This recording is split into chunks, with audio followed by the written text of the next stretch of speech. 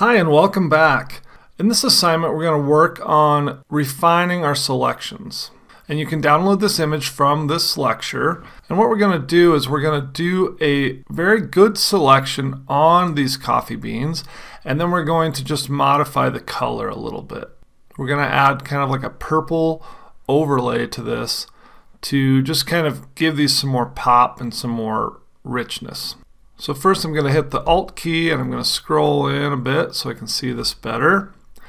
And then one thing I want you to get in the habit of doing is, first of all, you want to go to your layer and you want to lock that bottom layer just to preserve your original image.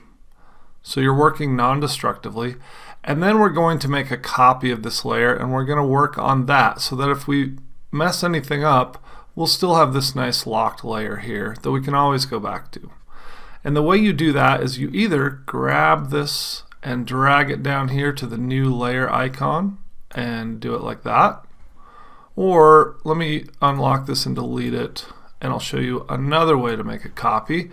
Make sure you select it on that layer by clicking on it and hit Control J or Command J on a Mac. And you notice that made a copy, it didn't lock it, and it's basically just kind of ready to go. Okay, so now we can get in here and make our selection. And that way, if we do any destructive edits, which we're not going to, but if you did on accident, you'd still have this preserved layer down here. And now we're going to go grab our selection tool. And again, my favorite one is the Quick Select tool, which is this guy right here. And you can see right now I'm on the Move tool, but I'm going to use my keyboard shortcuts and I'm going to hit the W key. You'll notice it switches to the Quick Select tool, and now I have it as my tool. And if for some reason it doesn't go to the Quick Select tool, you may have to hit Shift and W, because remember that will scroll you through these selection tools. And so if you happen to already be on the Magic Wand tool, you can just hit Shift and keep clicking, and that will get you the Quick Selection tool. And we can change the size of our tool by hitting the square brackets, and you can go bigger or you can go smaller with the left bracket key, and fairly big is going to be good for this. They're starters. And we'll just go right to our coffee beans and we'll start to click and drag around, and it's going to pretty quickly select what we need. You kind of just go up to the edges if you need to make it a little bit smaller by hitting that square bracket so you can get into some smaller spots. That's fine. And then you can also zoom in, or you can hit Control 0 or Command 0 on a Mac to get in closer. And when we get in closer like this, you'll notice that what it did was it did a good job. Let me move to the Move tool so I have a pointer. I'm going to hit the V. Okay, it did a good job of selecting along some of these edges of the beans, but where it's kind of blurry or where there are shadows underneath, let me find a good one. Oh, right here's a good one. There's a shadow here that is dark, and so we've selected the shadow, but we don't want that shadow, because if we put a purple overlay on these beans, it's going to kind of give them a purple tinge, but we don't want to dye this white bowl purple. So what we need to do is make some refinements to our selections. So what we're going to do is we're going to zoom in more. I'm going to hit the Alt key and scroll. If that doesn't work for you, you can hit the Z key, and then that gives you your zoom tool, and you just click to zoom. Okay? Or to zoom back out, you hit the Alt key and you can zoom back out. But this is pretty good. Then we're going to switch to a different selection tool to make these refinements. The Quick Select tool is great for getting the bulk of it, but getting a sharp selection on these blurry blended areas with the Quick Selection tool is difficult. So what we're going to do is go to our Lasso tool. Remember, that's this guy right here. And we're going to hit the L. And if it doesn't immediately come up for you, or another selection tool comes up, you may have to hit Shift and L, and then you can toggle through them till you get to the regular Lasso tool. And since we've already made a selection with one tool, you may need to go into the Options menu up here, and you'll notice these little boxes here. The first one is to make a new selection. This one is to add to a selection. This one is to subtract from a selection. and this one is to intersect selections, which we won't worry about for now. But if you click Add to a Selection, then it's going to have the little plus sign next to your lasso tool, so you can start to add to this selection. And then if you were to click here, you could subtract from your selection and it'll have the minus sign. Or while you're in this tool, you just hit the Alt key and you'll notice it toggles it over there. So when I release the Alt key, it goes back to the Add, and when I hit the Alt key again, it goes to the Subtract. Okay? So now I'm going to go to some of these problem areas and I'm going to do a little modification. So for instance, there's a tiny little corner here that we probably don't want, so I'll hit the Subtract, use the Alt key. That's Option on your Mac, and I'm just going to draw a little corner right there to connect it and see how that just takes care of that shadow. Then we'll come around to here. It looks like that one's actually probably okay, but we'll make it a little better. And if you need to zoom in more to do this more accurately, then you can. Just going to draw as carefully as I can.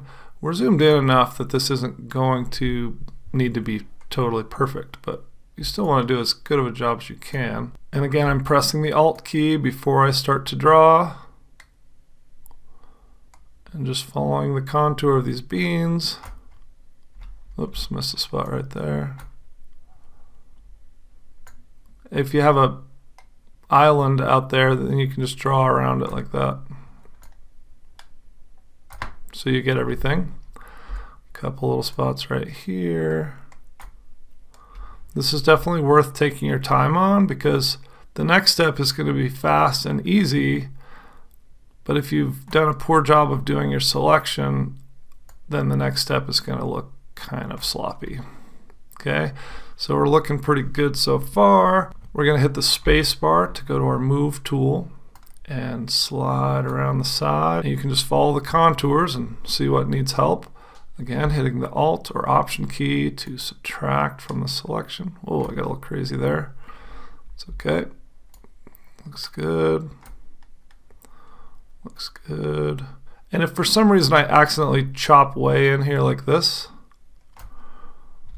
oops, get rid of that, and I've cut off part of the bean, then without holding the Alt or Option key, you can add to your selection, just add that little piece back in. And you may need to just circle it out like that to enclose the whole thing. There we go. Couple more. And so this is an example of a exercise that I definitely want you to download this and practice. Okay, spacebar to slide around.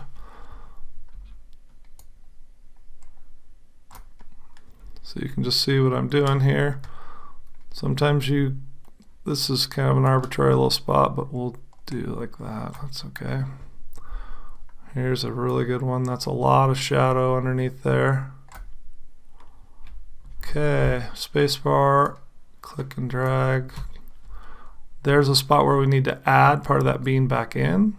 So we just scoop around there like that. We'll get rid of a tiny little bit of this shadow. And you know what I'll do? I will leave one part of this shadow selected so that you can see what it would look like if we don't do it right. So I'm going to slide over to this one. This is a good spot right here. Let's just select a whole chunk of shadow right there. Oops, I meant to do a circle to close that in. Okay, so now we have some shadow selected right there. Actually, we got to clean this up a little bit. There we go. And I don't want that much, so I'm gonna go like that. Okay, so we've got a little shadow accidentally selected there, so you can see what happens when we do these modifications. Okay, so let's go back to full screen. We'll hit Control-0. Now we have our selection. Now we're going to add an adjustment layer to change just these coffee beans, okay? And the way we do that is we just go to our adjustment layers, click on it, and we're going to do a solid color. So this is kind of a new one for you. And you see I'm already selected on green, so it just basically filled our entire area with green. So we have our color picker, and then we have a new adjustment layer, except now things are a little bit different. Remember before we did a black and white layer and it gave you the little icon here, and then we didn't worry about the layer mask. We just left that blank because we were affecting our entire canvas.